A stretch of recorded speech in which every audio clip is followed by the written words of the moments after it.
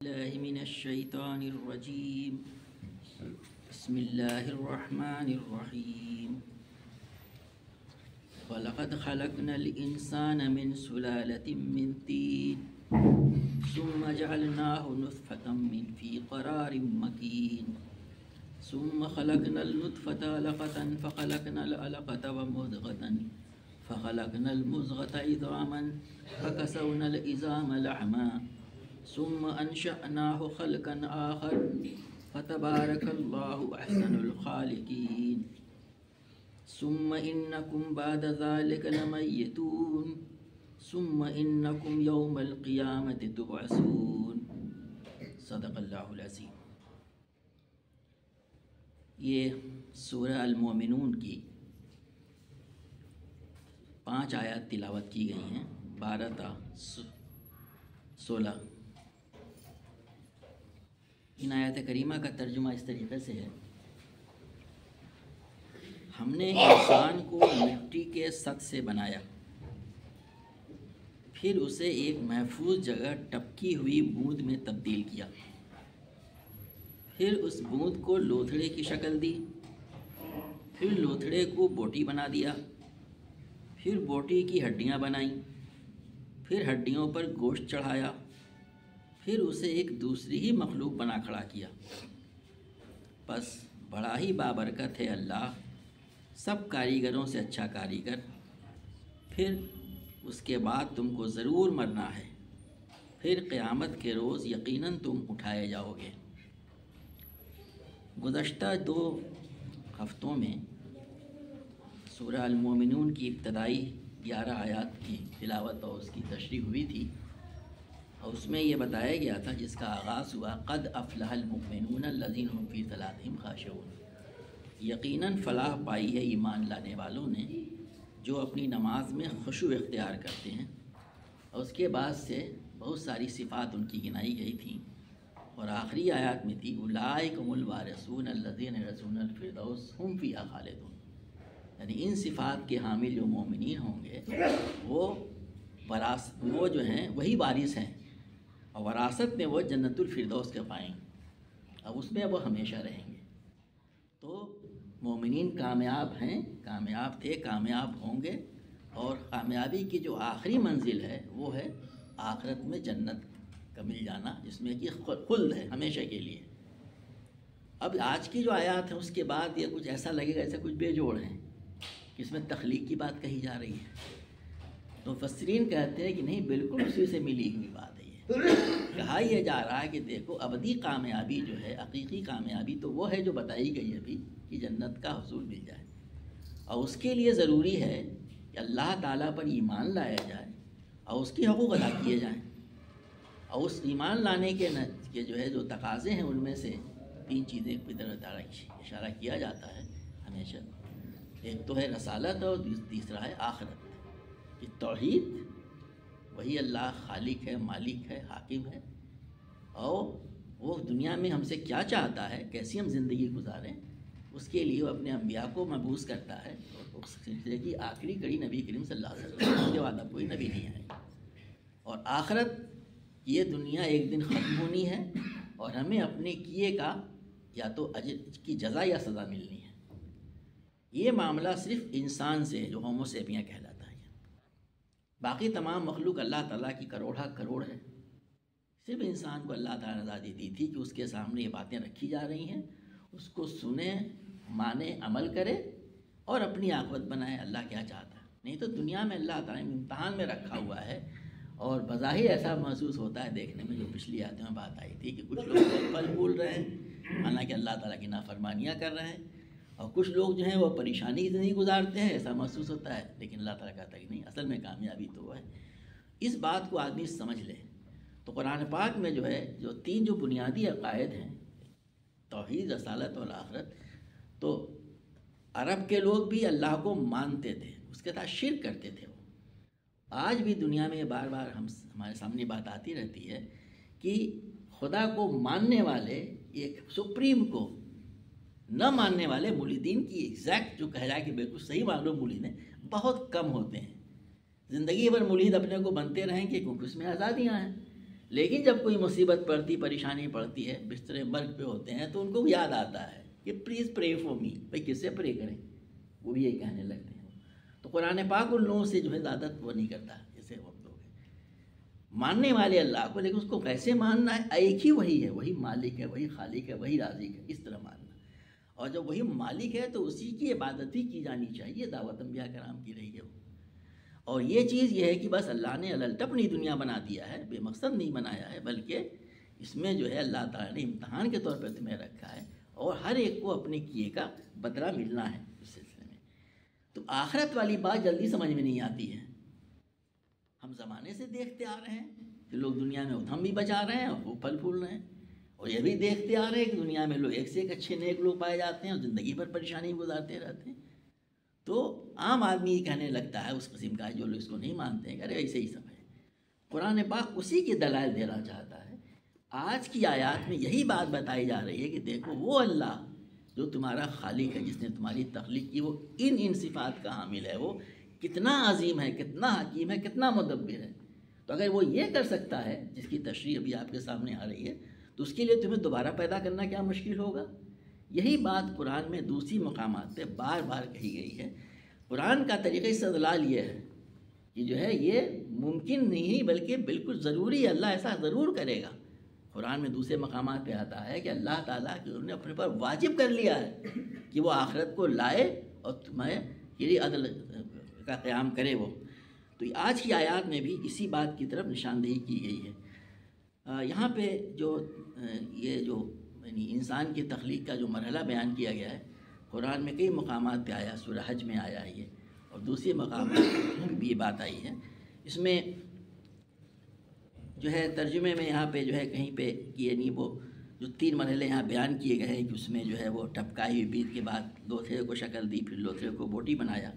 تو کچھ لوگوں نے اس کو ترجمے میں جو بات کہی ہے تاکہ بات سمجھ میں آ جائے، جیسے ایک ترجمے میں یہ طرح کہی گئی ہے اس بات کو کہ اور ہم نے انسان کو مٹی کے خلاصے سے پیدا کیا، پھر ہم نے پانی کی ایک بوند کی شکل میں اس کو ایک محفوظ مستقر میں رکھا، پھر ہم نے پانی کی بوند کو ایک جنین کی شکل دی، پھر جنین کو گوشت کا ایک لوتھڑا بنایا، پس لوتھڑے کے اندر ہڈیاں پیدا کی، پھر ہڈیوں کو گوشت کا جامہ پہنایا، پھر اس کو ایک بالکل ہی مختلف مخلوق کی شکل میں کر دیا، بس بڑا ہی بابرکت ہے اللہ، بہترین پیدا کرنے والا۔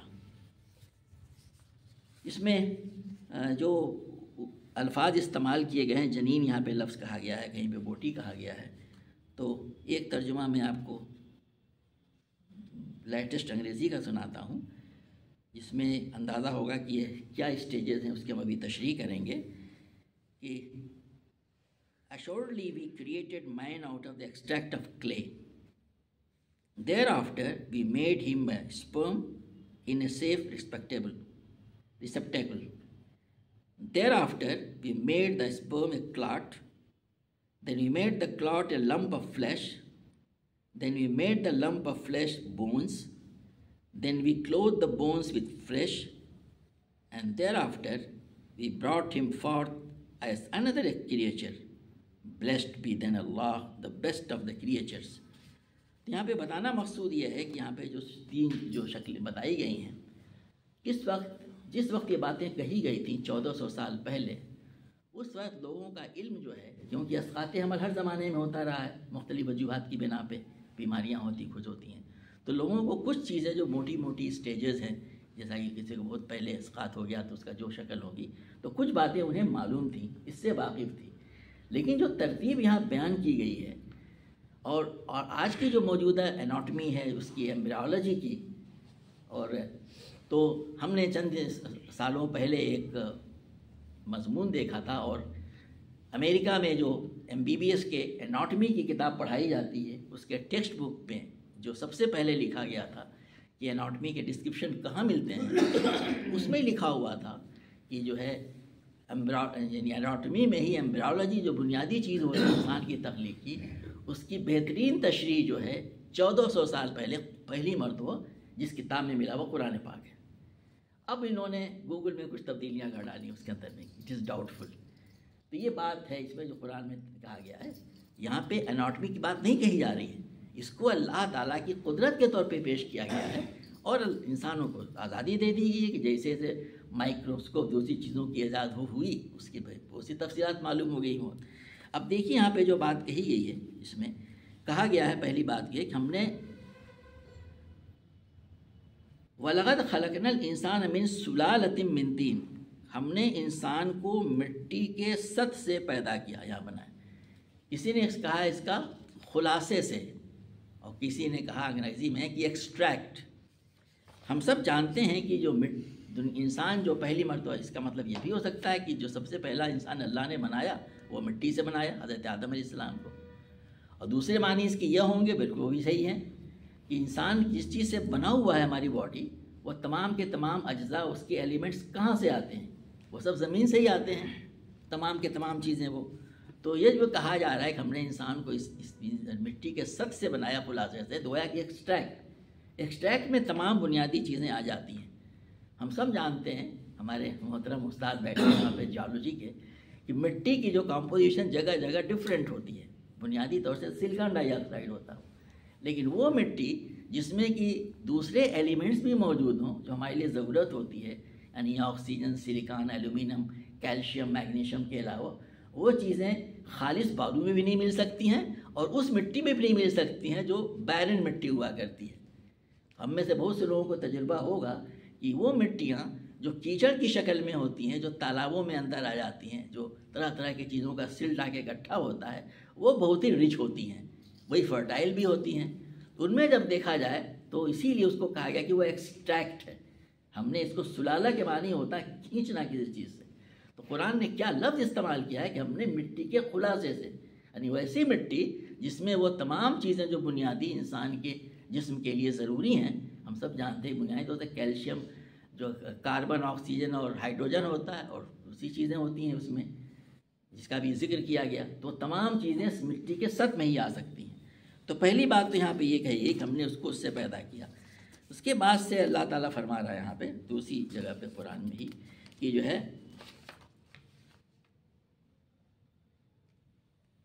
الذی احسن کل شیء خلقہ وبدأ خلق الانسان من طین۔ یہ سورہ السجدہ کی آیت ہے کہ جو چیز بھی اس نے بنائی خوب ہی بنائی، اس نے انسان کی تخلیق کی ابتدا گارے سے کی۔ تو یہاں پہ یہی بات کہی گئی، من طین، طین کو یہاں پہ گارا کہا گیا۔ جیسے ہمیں کہا گارا جو ہوتا ہے وہ چکنی مٹی جو ایکسٹریکٹ کے طور پہ آتی ہے، ہم کہتے ہیں چکنی مٹی وہاں پہ۔ اور پھر کہا گیا ثم جعل نسلہ من سلالۃ من ماء مہین، پھر اس کی نسل ایک ایسے سط سے چلائی جو حقیر پانی کی طرح کا ہے۔ تو اللہ تعالیٰ کیا فرما رہا ہے کہ جو پہلا انسان بنایا گیا وہ مٹی سے بنایا گیا، اور یہ مطلب یہ کہ ہم نے مٹی سے سب کو بنایا، اور جو نسل چلائی ہے اس کا طریقہ اختیار یہ کیا ہے کہ وہ ایک ایسے پانی سے، حقیر پانی سے، ہم سمجھتے ہیں کیا مطلب اس سے، یہ جو اسپرم ہے اس سے کہا گیا، اس سے ہم نے اس کی نسل کو چلائی۔ یہ جو ہے سورہ السجدہ کی آیت تھی۔ سورہ حج میں جو اس کے پہلے سورہ ہمارے مطالعے میں آ چکی ہے، وہاں پہ بات کہی گئی تھی، یا ایھا الناس ان کنتم فی ریب من البعث فإنا خلقناکم من تراب ثم من نطفۃ ثم من علقۃ ثم من مضغۃ مخلقۃ وغیر مخلقۃ لنبین لکم۔ اے لوگو، اگر تم دوبارہ جی اٹھنے کے باب میں شبہے میں ہو تو دیکھ لو کہ ہم نے تم کو مٹی سے پیدا کیا، پھر مٹی کے ایک قطرے سے، پھر منی کے ایک قطرے سے، پھر ایک جنین سے، پھر ایک لوتھڑے سے۔ کوئی کامل ہوتا ہے اور کوئی ناقص ہوتا ہے۔ ایسا ہم نے اس لیے کیا تاکہ تم پر اپنی قدرت و حکمت اچھی طرح واضح کریں۔ تو یہاں پہ کیا مقصد بتایا گیا ہے ان آیتوں کے پیش کرنے کا؟ ایناٹمی، ایمبرولوجی کا بیان مقصد نہیں یہاں پہ، وہ تو اس سے آگے انسان اس پہ عمل یعنی اور تحقیق کرے گا تو اللہ تعالیٰ کی برائی کا اور زیادہ گرویدہ ہوگا۔ بتانا مقصود یہ ہے کہ ہم اس چیز پہ قادر ہیں کرنے کے اوپر، اپنی حکمت۔ مفسرین نے بڑی عمدہ بات لکھی ہے کہ اللہ تعالیٰ کے لیے کچھ بھی مشکل نہیں تھا کہ وہ تمام چیزوں کا مکسچر لے کر کے، یا جیسے بھی کرتا وہ انسان کھڑا کھڑا پیدا ہوتا، جیسے کہ فیکٹری سے چیزیں نکلا کرتی ہیں۔ اللہ تعالیٰ کچھ بھی مشکل نہیں ہے وہ، انسان بالکل ایسے نکلتے، بچہ یا جس شکل میں آتا ہے یہ نکلتے آ رہے ہیں، اللہ تعالیٰ بھیج رہا ہے کہ پیدا ہو جائیں۔ لیکن اللہ تعالیٰ کہہ رہا ہے کہ ہم نے اس کو اس لیے ایسا کیا تاکہ تم جانو کہ اس کے اندر کیا کیا حکمتیں ہیں، کتنا بڑا مدبر ہے وہ۔ ہم میں سے اکثر سارے لوگ الحمدللہ ماشاءاللہ بہت پڑھے لکھے لوگ ہیں، اور اب تو گوگل پہ ہر چیز دیکھی جا سکتی ہے۔ یہاں پہ آپ ایمبریولوجی کے اسٹیجز کو دیکھیں، حیرت ہوتی ہے، انتہائی حیرت ہوتی ہے کہ ایک اسپرم جو ہوتا ہے اس میں ملینز آف اسپرموزوا ہوتے ہیں، ملینز مانے کئی کئی لاکھ، اور اسی طرح سے جو مادہ کے اووری سے انڈا نکلتا وہی بہت سارے ہوتے ہیں۔ ان ملینز میں سے تقریباً 100-200 ایسے اسپرموزوا ہوتے ہیں جو اووری سے جا کر کے فیلوپین ٹیوب وہ کہلاتی ہے، جو اووری جہاں سے انڈا پیدا ہوتا ہے، اور یوٹیرس جس میں بچے دانی سے ہم کہتے ہیں، ان دونوں کے بیچ کی ہوتی، اس میں پہنچتے ہیں، صرف 100-200 کامیاب ہوتے ہیں۔ It's a kind of a competition. اور وہاں جانے کے بعد سے پھر ان لاکھوں میں سے ایک اسپرم جو ہوتا ہے وہ ایک مادے کو جا کے پینیٹریٹ کرتا ہے، وہاں پہ فرٹیلائزیشن ہوتا ہے، اس کے بعد سے وہ تخلیق کا مرحلہ شروع ہوتا ہے، جو کہ معمولی معجزہ ہے۔ اللہ تعالیٰ یہی بتانا چاہتا ہے، اس وقت آدمیوں کو نہیں معلوم تھا، اور اب آدمی اس کو دیکھ سکتا ہے۔ سبحان اللہ، سبحان اللہ۔ اب اس کے بعد سے اس کی جو آپ دیکھیں گے کہ کہاں سے جا کر کے پھر وہ جب وہ مادہ میں جا کے ملتا ہے تو وہ جو چیز بنتی ہے، وہ جو سنگل سے یا تو فیمیل ہوگا یا میل ہوگا، وہ بعد میں بات آئے گی، وہ اس کو ہم کہتے ہیں زائگوٹ، جہاں پہلی چیز جو بنی وہ اس میں جہاں سے شروعات ہوئی اس کے لیے۔ قرآن اسی کے بارے میں یہاں پہ کہہ رہا ہے، جس کو ذکر کر رہا ہے یہاں پہ، ثم جعلناه نطفة فی قرار مکین، پھر اس کو بوند کو ہم نے ایک محفوظ جگہ ٹپکی ہوئی بوند میں تبدیل کیا۔ یہ وہ اسٹیج ہے جس کے بارے میں کہا گیا کہ یہ فرٹیلائزیشن جو ہوتا ہے وہ فیلوپین ٹیوب میں زیادہ تر ہوتا ہے، لیکن کبھی کبھی وہ یوٹیرس میں بھی ہوتا ہے۔ ابھی کل ہی ایک صاحب سے میں نے بات کیا، اور میں خود اس کو پڑھا، پہلے بھی ہم نے پڑھا ہوا ہے، تو پتہ چلا کہ یوٹیرس اور فیلوپین ٹیوب جو ہوتی ہے، قرآن نے کہا ہے کہ بہت ہی مضبوط جگہ، تو جتنی جھلیاں ہوتی ہیں پیٹ میں، ان میں یہ جو جھلی ہوتی ہے یعنی نالی، فیلوپین ٹیوب جہاں پہ فرٹیلائزیشن ہوا، اور یوٹیرس، یہ سب سے موٹی اس کی تہیں ہوتی ہیں۔ اس کو اسی لیے کہا گیا ہے کہ قرار مکین یعنی محفوظ جگہ۔ اللہ تعالیٰ نے جس بچے کو وہاں پرورش دینا ہے وہ انتہائی محفوظ جگہ بنایا ہے اس میں، جس میں بچہ ہوتا ہے۔ علماء نے یہی کہا، مفسرین نے جو ہے علماء اس سلسلے میں کہ عالم دین بھی ہیں، اور انہوں نے اس سے بھی کیا، یہ قرار مکین یہ ہے، یہ بہت ہی محفوظ جگہ اللہ تعالیٰ نے اس کو کیا۔ اس کے بعد سے پھر اگلی اسٹیج کیا ہوتی ہے، پھر اس کو ہم نے ایک دوسری شکل دی، کیا ہے، ثم خلقنا النطفة علقة۔ اب یہ جو ایک انڈا اور اسپرم سے مل کے بنا، اگلی اسٹیج اللہ تعالیٰ یہاں بتا رہا ہے کہ اس میں وہ ایک سنگل سیل ہوتا ہے۔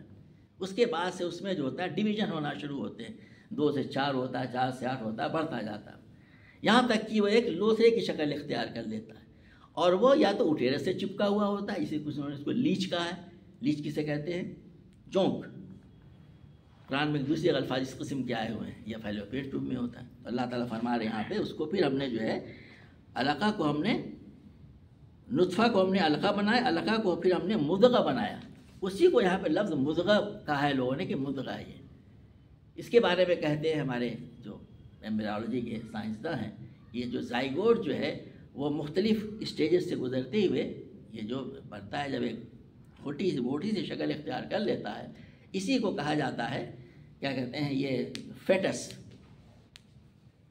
اور اس کو امبرا بھی کہتے ہیں۔ یہ فیٹس ہو گیا، اس کے بارے میں کہا، اس کو ہم نے اس کو تبدیل کر دیا۔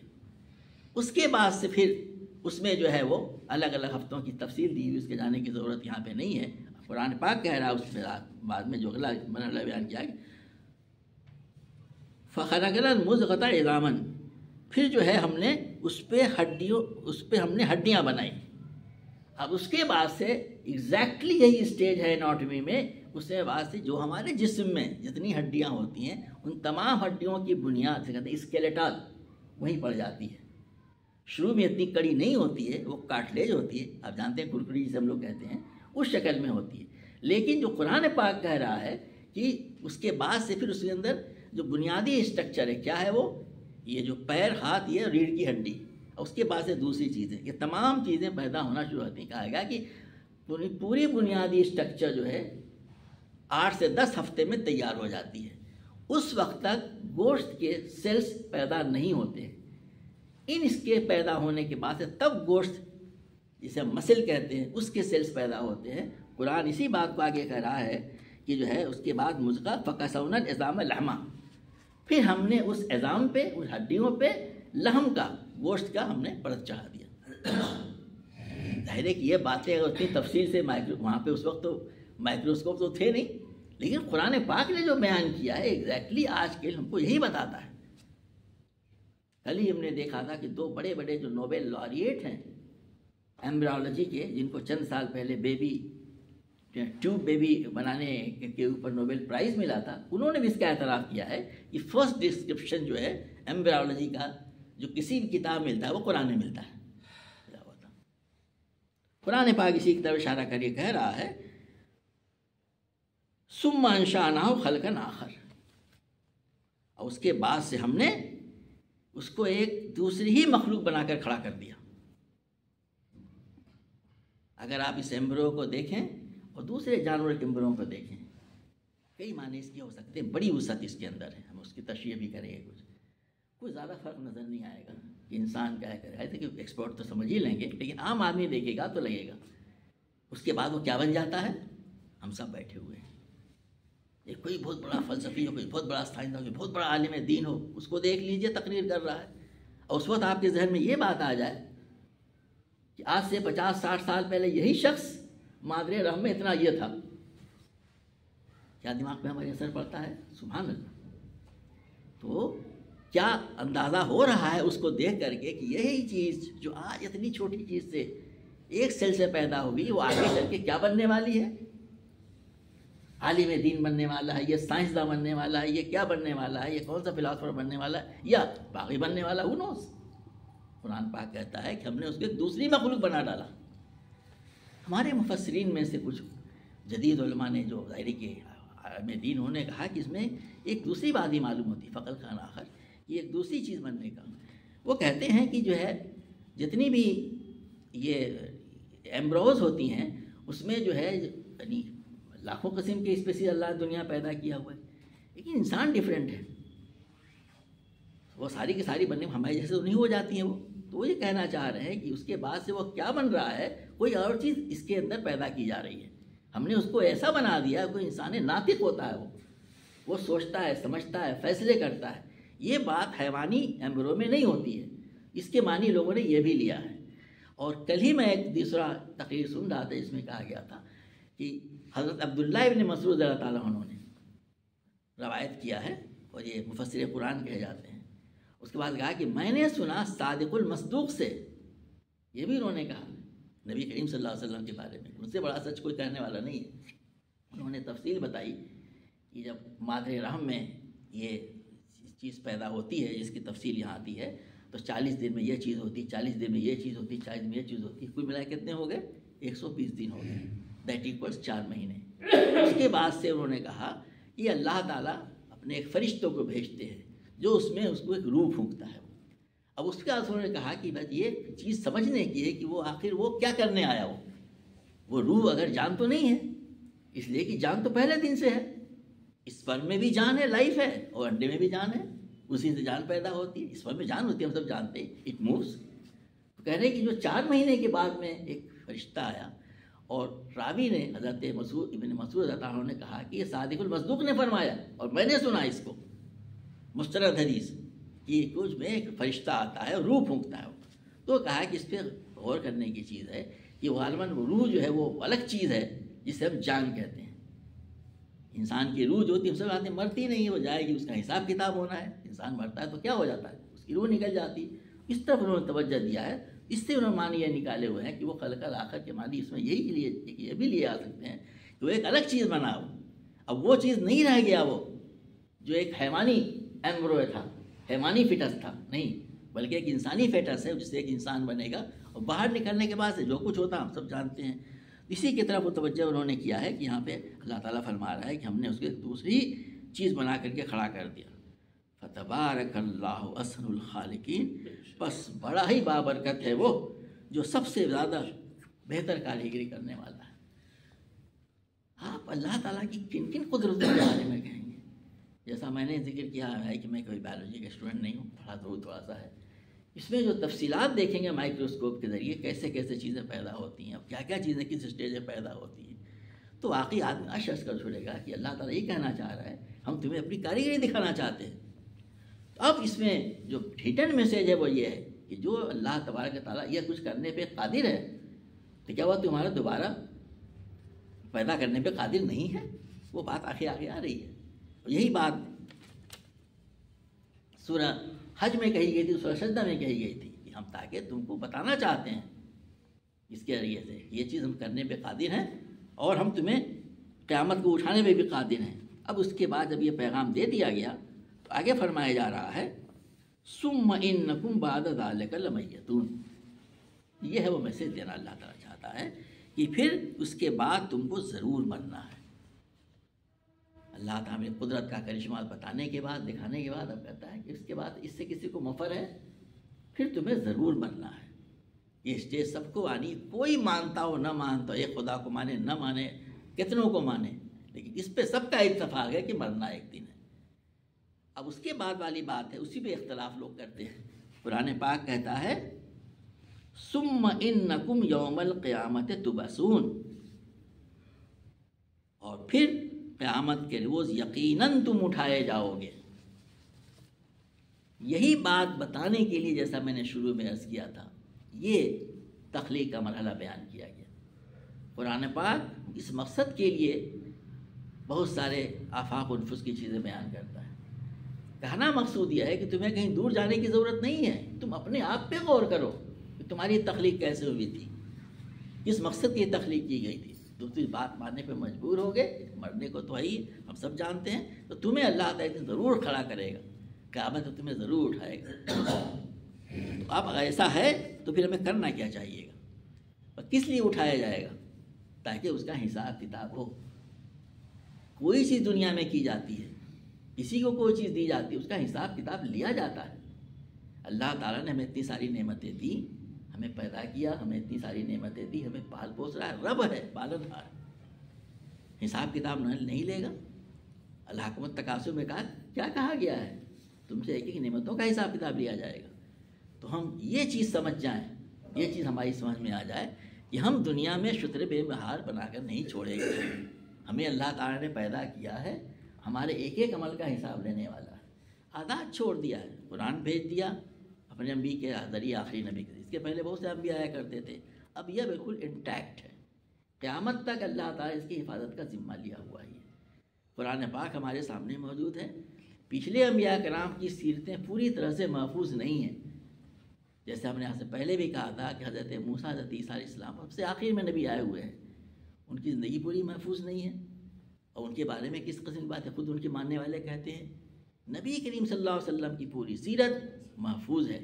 تو اب ہمارے پاس اللہ کی آخری کتاب موجود ہے، اللہ تعالیٰ کے نبی کے ذریعے اس ماڈل کو بنا کے پیش کیا کر دیا موجود ہے، تب ہمارے لیے اس کو سمجھنا آسان ہے کہ ہم کو کیا کرنا چاہیے۔